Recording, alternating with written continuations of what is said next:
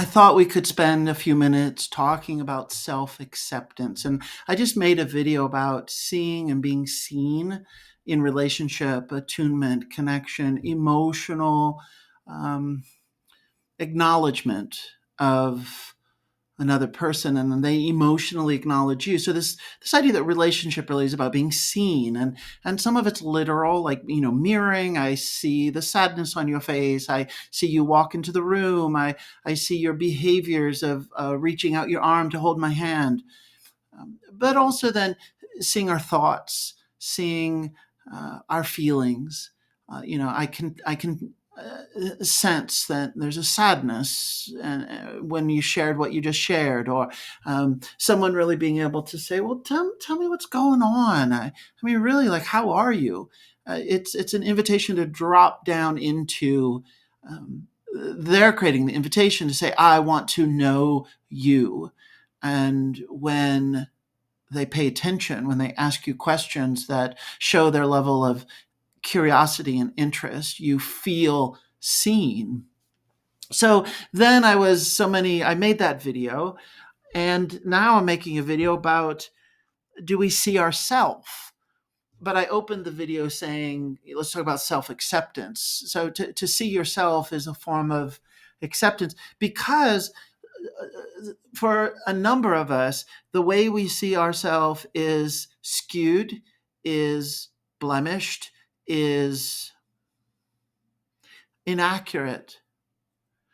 And we are not seeing who we are, or we have never seen who we are, or we have lost the eyesight. We've lost the truth eyeballs. We've lost that ability to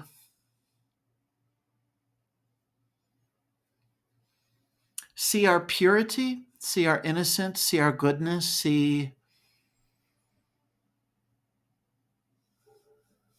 I'm really trying to avoid like the words authentic and true self, because those ideas have become so um, overly mined for meaning, and that it there's some baggage with the word authentic self and true self. So that's why I'm trying to avoid it a little bit. But if we do go in the direction of false self, this is not going to be a surprise to you. Uh, this understanding of that the world, the environment you grew up in, or how you were in the family, there was just something about, like, it is, or the culture around you, to giving you the message to say it is not safe to be you. Don't really be you. Don't show who you are. Don't show your vulnerability. Don't show your creativity. Don't show your intellect. Don't show your interest. And please do not reveal your feelings. And so we very quickly go, oh, okay, I need to create some obstacle and barrier to revealing who I am. And so therefore it is going to be a false identity, a false self. We call this the persona. And also think of it in terms of trying on different masks. Who are you behind the mask? Now, it of course, we also operate in a way, there's something incredibly self-protective about that, even intelligent, in that you are in certain environments that are, it is not safe to be you, and or the messaging is hostile or aggressive, or if you reveal certain things, truths about yourself, your identity, then you might be punished. And some of this is very real. Some of this is aggression being directed at you. And the messaging with the aggression is, do not be yourself. So let's imagine, or you don't have to imagine it, you experienced some history where there was a constant policing, a constant messaging that's saying, don't be yourself. Make sure you don't reveal your needs, don't reveal your desires, don't reveal even your interests, your preferences. Don't show your likes or dislikes. Be malleable. Be a shape shifter. Be a pretzel. Become what the environment wants you to be. the lovely phrase that's also one phrase that's very overused these days, but be a people pleaser and morph yourself into the expression of what you think or what the other person tells you they want you to be. And for many of us, that's how we show up in relationship. Okay, I will pretend to be someone I am not.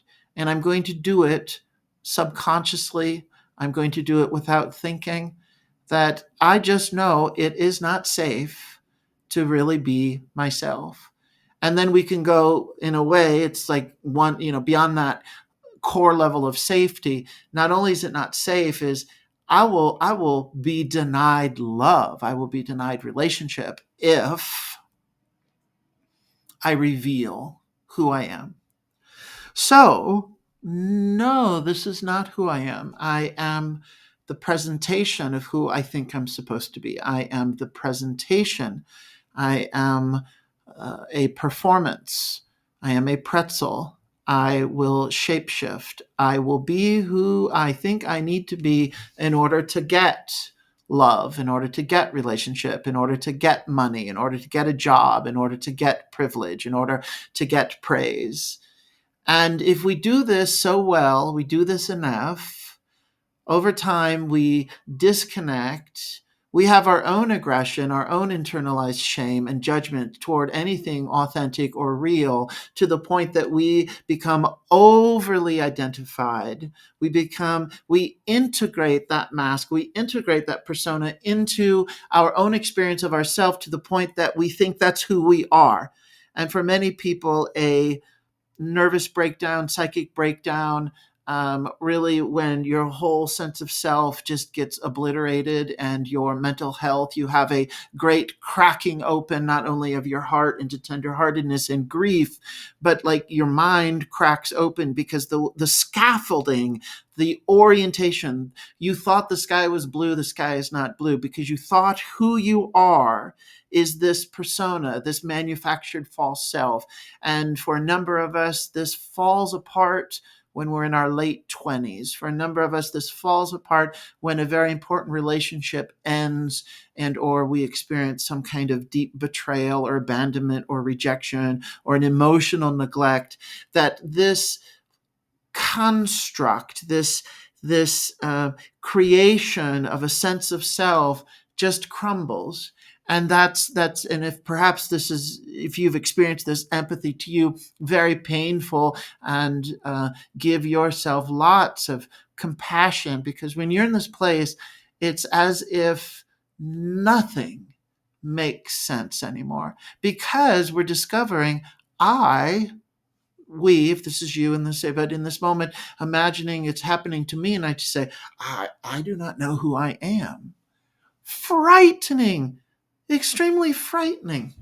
Now, here's the other thing that's interesting. Let's say no great tragedy is occurring, no great suffering is rattling your cage, but in fact, you're in a new relationship, or a relationship that's progressed nicely, where you actually have a foundation of trust and safety. You have a foundation of attunement and connection, and you're growing in love, and you're practicing intimacy, and you're practicing vulnerability, and it's going pretty well. And all of a sudden, you also are experiencing the same symptoms of unraveling and falling apart. That ego, overly identified ego self, the persona, the merging, the softening of the ego boundaries through becoming one in the experience of the partnership, is also very unsettling. And it can be experienced as like, the world as I know it is falling apart. Now, some people also go, wow, the world as I know it is falling apart. Like how amazing that it's just opening up the heavens to me. But the way in which we are orienting no longer works, because in that example, the relationship, the love, the connection, the attachment, the bond, the vulnerability, the intimacy is changing us, is changing how we see ourselves, how we interact with the other, our partner, and then how we're experiencing the world. And sometimes that transformation is really amazing and powerful and insightful and even spiritual. And then for sometimes it's frightening because I have never lived at this level of exposure. I've never lived at this level of openness and vulnerability. And I'm starting to notice that because it is changing me, I can't put it back together. I can't hide in the same way that I was hiding. I can't hold back my voice the same way that I was holding back my voice. I can't downplay or deny my needs in the way that I did in the past. And there's a power that comes with this, of the true self, authentic self, when the persona drops away, or even if we use the persona as a tool, it is there to help us maneuver the world. But there is a much stronger light, a stronger heart light, a stronger revealing of who we are, even coming through the persona. And this is when you run into people you haven't seen for a while and they say, yeah, you're a little different. Something about you's changed. Or they say, you just look really a little vibrant. Or, boy, you seem happy. You seem happier. You seem brighter. Because there's something incredibly comforting, empowering, and uplifting about, and you know this phrase, what I'm going to say, being yourself, about being yourself. And that's one of the main reasons why we're in relationship. We get a chance to practice being ourselves. And if you're watching this video, if you know my work, if you know other of my videos, chances are, and I join you here, I know what this is like, you know what it's like to be in a relationship and not be yourself. And in fact, you continually lose yourself and you feel more like a shell, or you're so afraid of vulnerability and intimacy that also that light, that heart light, that sense of being able to extend beyond the persona, beyond the mask, doesn't happen. And relationship makes us feel frightened, because we do need someone else who has skill to say, I see you, I see your light, I see your vulnerability, and have a partner, someone who's able to say, oh, I just noticed the persona dropped. I noticed that that's really risky for you. And if you're on the receiving end of this, imagining that you're practicing this very delicate dance, this very delicate practice of intimacy, you also need the skill, and you're providing that level of sensitivity. I was almost going to say the word service. It's like we are in service to each other. And so that you would also be able to sit in a grounded place and to receive what your partner shows you of them. That when they drop their mask, when there is a vulnerability, a confusion of self, and they're practicing, saying, well, this is who I am becoming. This is who I want to be. This is who I'm trying to reclaim. Because chances are they also have some history of having some messaging where the world was hostile, the family was not welcoming, the parents did not really fully see them, and they also learned their own form of internalized aggression towards themselves that said, do not be yourself, do not reveal yourself. So let's do a little review. Let's go through memory lane. Let's think of earlier ages. Like if you have a box of your history of masks or faces or personas, you need to, when you are in the family, you need to show up this way. When you are on the job, you need to put on this mask and show up this way. When you think back of previous relationships, oh, when I was in that relationship with that person, I showed up this way. This was the presentation. Now, this is the part of the video. It seems to happen every time when I talk about these things. A wave of sadness, a sadness comes in. It's grief. It's like, hi, grief, you're back, my good friend grief. There's a working and a reworking of the losses. There is a grieving what happened and a grieving what didn't happen. There's a grief that is an extension of empathy for the younger self who was told, don't be yourself. There's a grief that as an adult, maybe still not having been loved or seen or known in the way that we want to be seen or known, still being fearful to bring out an authentic self. Maybe even call it an authentic mask, because again, there's nothing wrong with having a mask. I don't quite know anybody who lives in this very heightened, continual state of vulnerable accessibility and truth. The world is frequently not safe to live at that level of exposure. And so it can be very intelligent to say, well, of course I'm not going to live at that level of exposure.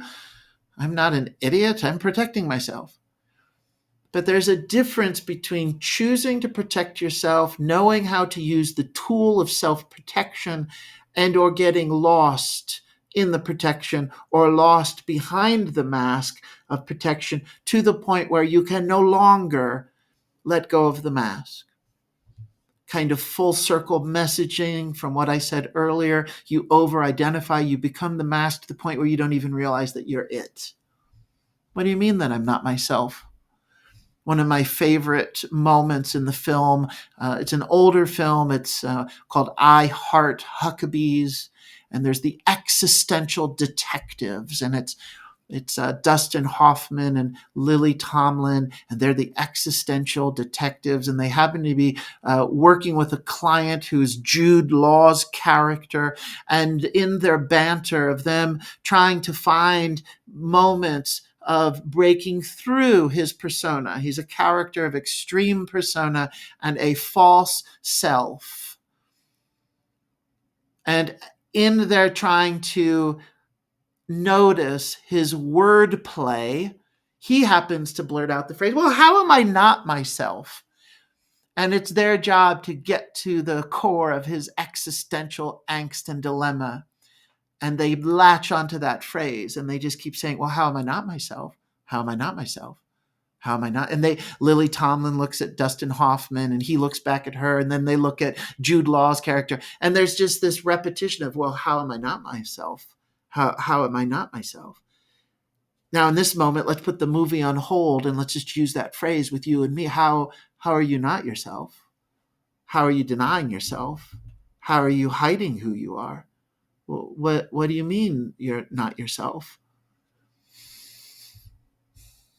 And again, there's that sadness because you might still be living in an environment and in a reality that says, oh no, do not upset the apple cart.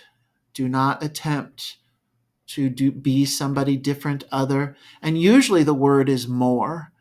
There's a disconnect from a fuller access to your own sense of being, a fuller access to your power, a fuller access to your creativity and your intelligence. Oftentimes this persona, this false self, is about dumbing down.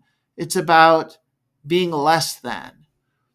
And that's why it links to shame, shaming, shame voice. And you need to keep shame active because shame is a control to make sure, do not take the mask off. Do not reveal yourself here. Can you see like where we're at in the conversation? You started a relationship, you're in a new relationship, it's going pretty well. But at some point there is this incredible internal tension. It is very anxiety provoking to be confronted in your own psyche as you're practicing. The mask starts to fall away. And in order to, you want to be yourself, you want to be open, you want to be free, you want to be loved. But you don't have a lot of history doing this. And the messaging and the shame voice comes in even stronger that says, don't do this. Don't reveal yourself. You are going to be so rejected here.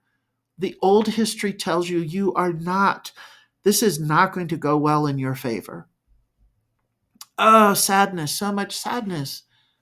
That tension, that internal, the double bind of I want to become more. I want to practice being myself. I have deep longing to experience the freedom of arriving at this place where the person I care about sees me and I'm able to see them as we are without all this extra, all the layers, the history, the trauma, the confused mixed messages, the downgrading of our own sense of self. Wouldn't it be great if we didn't do that? And then we catch ourselves and go, I don't know if it's really great. Because my history in that place is being ignored. My history in that place is being punished, being told, don't reveal that part of you. We don't, we only want to see this part. Do not show us this part. This comes up a lot with, this is a history of anyone who is outside of the heterosexual normative identity and don't identify as being straight, growing up, this idea of the closet, it is just not, you are not welcome to be your gay, queer, lesbian self. And so there is this great fear and a very sophisticated, creative, manufactured persona that says, I will just hide. You do not need to know this about me. I will just hide. So let's end here. The ending is about, I hope you can feel the risk and the stakes are high, and bring that tenderness, that compassion to, it is not easy to be in a relationship, because if you start on this path of softening your heart and to let through love another person see you, it simultaneously can it can increase a fear of being seen. And the double bind is, I want to be seen, I want to be seen, I want to be seen, and I am frightened of being seen. And a lot of us have messaging that comes with that. Well, if you see me, then you will not really like what you see. And that equals rejection. If you see me, you will take advantage of what I'm offering.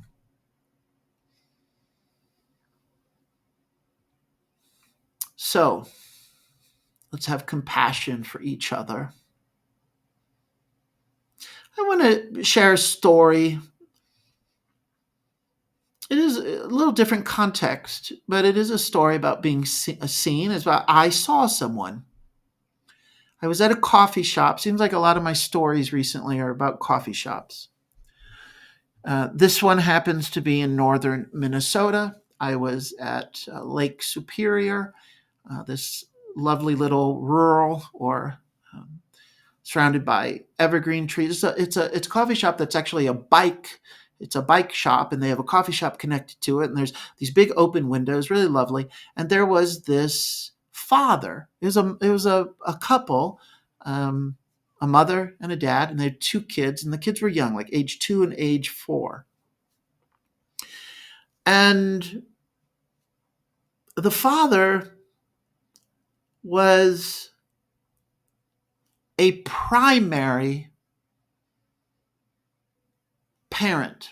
And what I mean by this is that sometimes you can look at fathers and they're kind of a secondary parent. You can tell mom is in charge. You can tell mom is the go-to. You can tell mom is the one monitoring the kids' needs. Mom is the one who is the CEO. Mom is the one who is the leader in charge when it comes to taking care of the kids and being present and available to them. So that's one, it was already different, is that I could see the father was doing this. And it was not just the mom. And he's laughing, and the children are running around, and the children are running on moving on his shoulders like he's a jungle gym, and he's swinging them. A lot of laughter, a lot of energy, and you could tell that they all adored each other.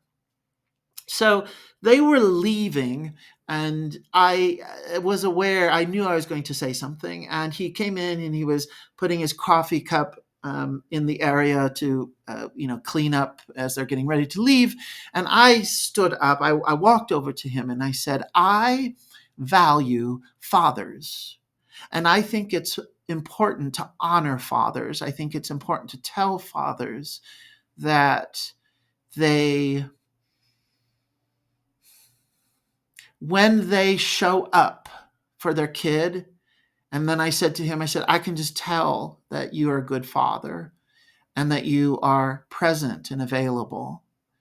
And he had this deer in headlights look, like he kind of, like he didn't even know if I was kind of like joking or like he was a bit dumbfounded, like I do not, I don't, he said, thank you. And he said, I do not receive this kind of feedback very often. And then he said, but it is hard. And he said, I am committed to being a good father. And then he said, thank you very much. Thank you very much. So about 5 minutes later, then he leaves, and his wife happened to work at the coffee shop. She's the barista. And I went up to get another cup of coffee, and I didn't even fully, it didn't register that it was her. But then she turned to me and she said, my husband told me what you said, and he was actually crying when he's walking to the car. And she said, thank you for seeing him and seeing who he is. And she said that was really nice. That I offered that encouragement. So I'm telling that story about, we're talking about allowing ourselves to be seen and telling other people when we see them, and having permission to be who we are in relationship. And in that example, I got to see the father was really showing up and being himself, and the kids were responding back in their level of engagement with their dad. And it was just beautiful. It's just beautiful to see. Thank you for listening. I hope that this video is helpful. My name is Alan Robarge. I am an attachment-focused psychotherapist and a relationship educator. I work with people who, when relationships end, they feel that they die inside. It's very, very painful. Or even before the end, there's this feeling of suffocating, like your spirit is wilting. And when a relationship ends, the heartbreak is tremendous. The grief is tremendous. And we find that our sense of self is really shattered and obliterated, and we pick up all these little pieces from the heartbreak, and we got to figure out like what happened. And ultimately we come to a place of saying, who am I? I don't even know who I am. That this ending, this grief, this relationship ending has really shattered us. And so I work with people to try to make sense of the heartbreak and ultimately forge a new sense of self. And so this means that we got to talk about attachment trauma and shame and history of attunement and connection and emotional availability, and figure out, why do relationship endings hit us so hard? Do all the things, please, for this video. And that's, you've heard this 800 times. It's 800 times. It's the click like, hit the subscribe, the notifications bell. Check out the description. I created a workbook called Finding Yourself Workbook.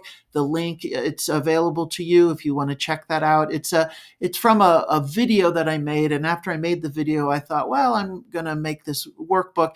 And it's based upon the reason people see me is because they feel stuck, triggered, and crushed. So I made a video about being stuck, triggered, and crushed. And then I created this workbook called Finding Yourself Workbook. You can please go ahead and check that out. And then lastly, I am creating here on YouTube, they have a subscription membership of other videos that I like to call process videos. I'm making a series of process videos similar to this one, but maybe just practicing how do we experience ourselves experiencing ourselves, which I know sounds a little meta, but it's what is self-resonance. And so that these ideas, these videos are not just intellectual, they're not passive ideas, they're not entertainment, but they're actually ways for you in the moment to reflect on yourself, to maybe even pause the video and take notes, or create a journal entry. So please share in the comments how this video impacts you, or some idea that you want to keep going with. And check out the subscription membership for more videos to come that are process videos. So thank you so much, and I will see you next time.